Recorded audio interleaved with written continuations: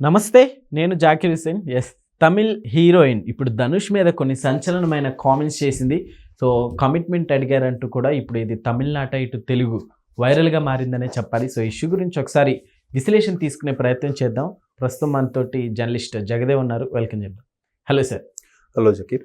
Sir, నిజంగా ఇలాంటి ఆరోపణలు హీరోస్ మీద అప్పుడప్పుడు వస్తూనే ఉంటాయి, వింటూనే ఉంటాం. సో, ఇప్పుడు ధనుష్ మీద ఇలాంటి రావటం ఎంతవరకు నిజం అంటారు? ఇది ఓపెన్‌గా ఆ యాక్ట్రెస్ చెప్పిన తర్వాత వాస్తవాలు కాదా అనేది మనం ఒకసారి చర్చించుకోవాలి. ఎందుకంటే ఒకటి ధనుష్ ఎప్పుడూ తమిళ వార్తల్లో హాట్ టాపిక్‌గానే ఉంటుంటారు. ఒక మంచి స్టార్‌గా ఎదిగినప్పటికీ, మంచి నటుడుగా కొనసాగుతున్నప్పటికీ, ఎందుకంటే రీసెంట్‌గా ఆయన మీదకొచ్చే వివాదం ఏంటంటే, గతంలో 'నేను రౌడీనే' అనేది సినిమా తెలుగులో కూడా డబ్ అయ్యి వచ్చింది. దానికి విజయ్ సేతుపతి హీరో, నయనతార హీరోయిన్. దాన్ని ప్రొడ్యూసరు ధనుష్ అనంట.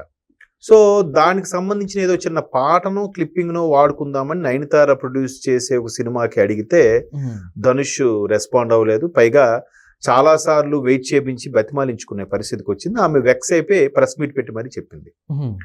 అంతకుముందు ఇంకా ముందుకెళ్తే రజనీకాంత్ గారు అమ్మాయిని పెళ్లి చేసుకోవడం, తర్వాత విడాకులు, ఈ వ్యవహారం నడిచింది. ఏంటి పిల్లలు బాగా పెద్ద ఆల్మోస్ట్ టీనేజ్ స్టేజ్కి వచ్చాక విడిపోయారు. ఐశ్వర్య ధనుష్ ఎవరు అంపేరు, ఐశ్వర్య రజని విడిపోయారు అన్నట్టు కూడా అది ఇది మరి విడిపోయి ఎవరి మానని వాళ్ళు చూసుకుంటున్నారు. ఇకపోతే ఇంకా ముందుకు వెళ్తే ధనుష్ తల్లిదండ్రులు, అసలైన తల్లిదండ్రులు ఇప్పుడున్న తల్లిదండ్రులు వాళ్ళు కాదు, మేమే అసలైన తల్లిదండ్రులమని అక్కడ మధురైయో కోయంబత్తూరు సంథింగ్ ఆ సరౌండింగ్స్ నుంచి ఒక పల్లెటూరు నుంచి ఒక ఇద్దరు ముసలి వాళ్ళు వచ్చి మా బిడ్డవాడు మమ్మల్ని మా దగ్గర నుంచి వాళ్ళు కొనుక్కొని తీసుకెళ్ళిపోయారు, దొంగిలించి తీసుకెళ్ళిపోయారు అన్నట్టు ఒక వివాదం వచ్చింది.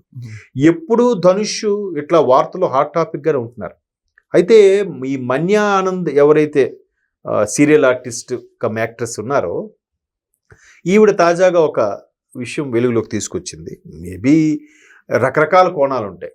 ఏదో సినిమా కోసం ఆ మేనేజరు, ధనుష్ గారి మేనేజర్ పిలిచి మాట్లాడి, సార్తో నువ్వు కొంచెం పద్ధతిగా ఉండాలి, కొన్ని కమిట్మెంట్స్కి నువ్వు యాక్సెప్ట్ చేయాలి అనేలాగా చెప్పారని ఈవిడ ఒక చెప్పడం చూసాం. దాని పైపెచ్చు దీనికి చాలా ధైర్యం కావాలి, నేను చాలా రోజులు ఆలోచించే విషయం బయటికి చెప్తున్నాను కూడా ఈమె చెప్తుంది.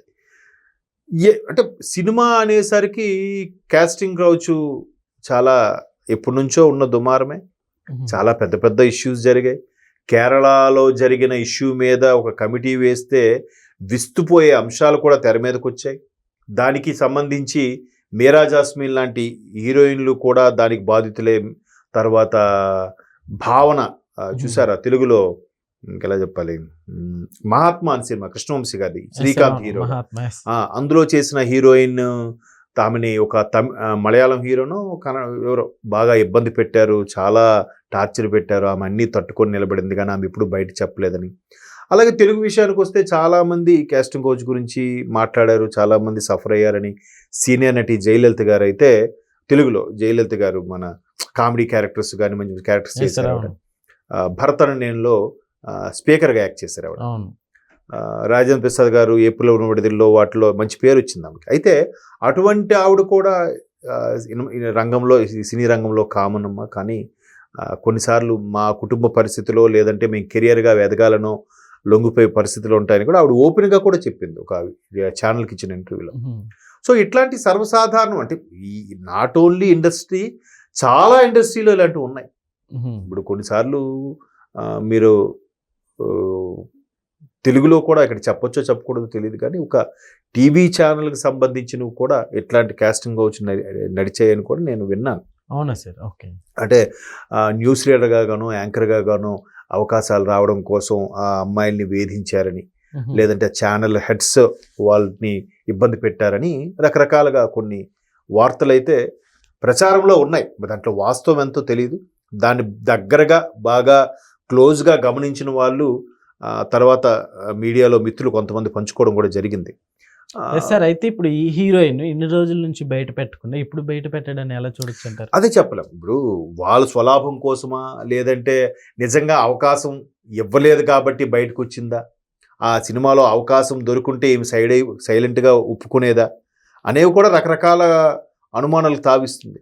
గట్టిగా మాట్లాడితే ఏం మాట్లాడతాం, మేమే అడగలేదే అని అంటారు. దానికి ప్రూఫ్స్ ఏముండవు. ఇప్పుడు నిన్నే ఇదే తమిళనాడులో ఒక మధురై కోర్టులో ఇచ్చిన తీర్పుకు సంబంధించి మద్రాస్ హైకోర్టు సమర్థించేలాగా చెప్పిందంట. ఏంటి, ఒక అమ్మాయి నన్ను ఒక 8 ఏళ్ళుగా 9 ఏళ్ళుగా ఒకడు వాడుకున్నాడు, దట్టు నన్ను పెళ్లి చేసుకుంటానని నమ్మించి మోసం చేశాడు, అందుకే నేను తనతో ఒప్పుకున్నాను, తనతో కమిట్మెంట్కి. తీరా అన్ని నా ముచ్చట తీరాక నన్ను పెళ్లి చేసుకోని అంటున్నాడని అమ్మాయి కేసు వేస్తే, మరి అటువైపు లాయర్ ఏ విధంగా వాదించాడో తెలియదు, కానీ కోర్టు కూడా ఏమని తీర్పిచ్చింది, దీనికి ఆధారాలు లేవు, మీ ఇరువురి సుఖం కోసమో మీ ఇరువురి ఆనందం కోసమో మీరు ఒకరికొకరు అలా చేసుకున్నారు కాబట్టి దాన్ని మేము ఖచ్చితంగా నిర్ధారించలేము అన్నట్టుగా చెప్పిందట.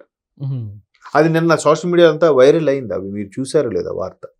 అంటే అది మీ పర్సనల్ విషయం, దాన్ని అలా కలిసినంత మాత్రాన పెళ్లికి ముందు ఇప్పుడు సర్వసాధారణం అయిపోతున్నాయి ఇలాంటివి, దాని పెళ్ళే చేసుకోవాలని ఎక్కడుంది అన్నట్టు కూడా కోర్టు ప్రశ్నించిందంట.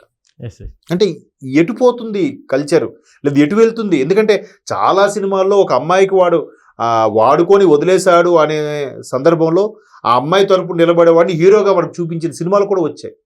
ఇప్పుడు అదే వ్యవహారం ఇక్కడ కోర్టులు ఈ విధంగా రివర్స్లో తీర్పిస్తుంటే అవాకవక ఏమవుతావు చెప్పండి. అలాంటి నేపథ్యంలో ఇక్కడ కాస్టింగ్ కౌచ్ కూడా నీ అవకాశాల కోసం నువ్వు వెళ్ళావు అని అంటుందేమో రేపు పొద్దున కోర్టు కూడా. నీ అవకాశం కోసం, నీ పేరు కోసం, నీ డబ్బు కోసం అక్కడ ప్రొడ్యూసర్స్తోనో హీరోస్తోనో మీరు కమిట్మెంట్ ఇచ్చారేమో, ఒకసారి అది కుదరక బెడ్స్ కొట్టేసరికి ఇలా బయటకు వచ్చి చెప్పారేమో అనే ప్రశ్నలు కూడా వస్తాయి. ఇప్పుడు చాలామంది ఏమి చెప్తారండి, హీరోయిన్లు అవ్వాలి అంటే, పెద్ద స్టార్లు అవ్వాలంటే ఖచ్చితంగా కమిట్మెంట్ ఉండాలి, లేదంటే అప్కమింగ్ హీరోయిన్లకి అవకాశాలు ఇవ్వరు, ఒక స్టార్ ఇమేజ్ వచ్చాక వాళ్ళు అట్లాంటివి చేయకుండా తప్పు. ఎందుకంటే ఈ వ్యవహారంలో బాలీవుడ్లో కూడా చాలామంది యాక్సెప్ట్ చేశారు. ఆ మధ్యకాలంలో కంగనా రనౌత్ లాంటి హీరోయిన్లు, ఇప్పుడు ఎంపీ కదా ఆవిడ, అటువంటి వాళ్ళు, జయా బచ్చన్ లాంటి వాళ్ళు అయితే పరోక్షంగా వీటి మీద విమర్శలు కూడా చేశారు. చాలామంది పెద్ద పెద్ద స్టార్లు కూడా ఈ ఉద్యమంలో పాలు పంచుకున్నారు. ఇంకొంతమంది విమర్శించి, అవును నీ అవసరం కోసం నువ్వు వెళ్ళావు, ఇప్పుడు నీ అవసరం ఇదంతా ఇబ్బంది, ఇప్పుడు బయట పెడితే ఎట్లా అనేవాళ్ళు కూడా ఉన్నారు. అంటే ప్రతి రంగంలోనూ ఉంది, చాలా రంగాల్లో ఇటువంటి ఉన్నాయి వ్యవహారాలు. కాకపోతే సినిమా అనేసరికి ఒక బిగ్ స్క్రీను, ఒక సెలబ్రిటీలు కాబట్టి అచ్చా ధనుష్ ఎట్లానా, అచ్చా వాడెట్లానా, వీడెట్లానా. ఇప్పుడు అదే తమిళ హీరో ఆయన జయం రవి, ఆయన ఇప్పుడు భార్యతో విడాకులు తీసుకుని వేరే సింగర్తో క్లోజ్గా ఉన్నాడంట, ఆమెను చేసుకుంటా అనుకున్నాడంట. మరి వాళ్ళిద్దరి మధ్య సంబంధాలు ఏంటో మనకేం తెలుసు? తెలుగులో కాడి తమిళ్లో కాడి ఎక్కడైనా 2-3 భార్యలు చేసుకునే వాళ్ళు లేరా?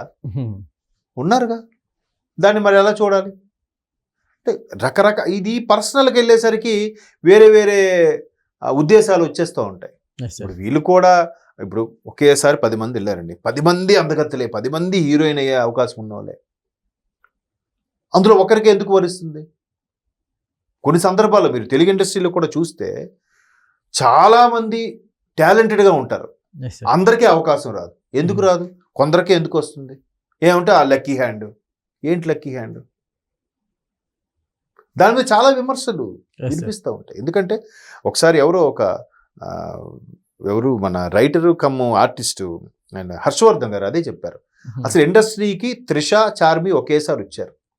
త్రిష గారి కన్నా చార్మి అన్నిట్లోనూ సూపరే, ఆమె యాక్టింగ్ కానీ, డ్యాన్స్ కానీ, పర్ఫార్మెన్స్ కానీ ఎక్స్ట్రాడినరీ యాక్టర్స్, ఓన్ డబ్బింగ్ చెప్పడం కానీ, వేరే హీరోయిన్ చెప్పడం కానీ. మరి ఆమె ఎందుకు పైకి ఎదుగు రాలేదు? దానికి రీజన్ లేదు. ఒకవేళ డీప్కి వెళ్తే ఇలాంటి ఆరోపణలు చేస్తారు కొంతమంది, ఏది నిజం అంటే ఎలా నమ్ముతాం? కాబట్టి మేబీ ఒకవేళ ధనుష్ కాకపోయినా ధనుష్ మేనేజర్ అలా చేసాడేమో. కొన్నిసార్లు స్టార్ల కన్నా స్టార్లు పక్కన ఉన్న వాళ్ళే సార్ వస్తున్నా తప్పకుండా సార్ గంటకు ఒకసారి జ్యూస్ ఇవ్వాలి, సార్ 5 నిమిషాలకు ఒకసారి చిన్న కీరా లాంటివి ఇవ్వాలి, సలాడ్లు ఇవ్వాలి, వీళ్ళు బిల్డప్ ఇస్తుంటారు. సార్ అడగడు, పక్కన ఉన్న అసిస్టెంట్లు మేనేజర్లు బిల్డప్ ఇస్తూ ఉంటారు. అలా కూడా జరిగిండొచ్చు కదా. కాబట్టి ఈ ఆరోపణలు తమిళ ఇండస్ట్రీని షేక్ చేస్తున్నాయి. ఇది ఎంతవరకు తీసుకెళ్తుందో చెప్పలేం. Okay sir, thank you.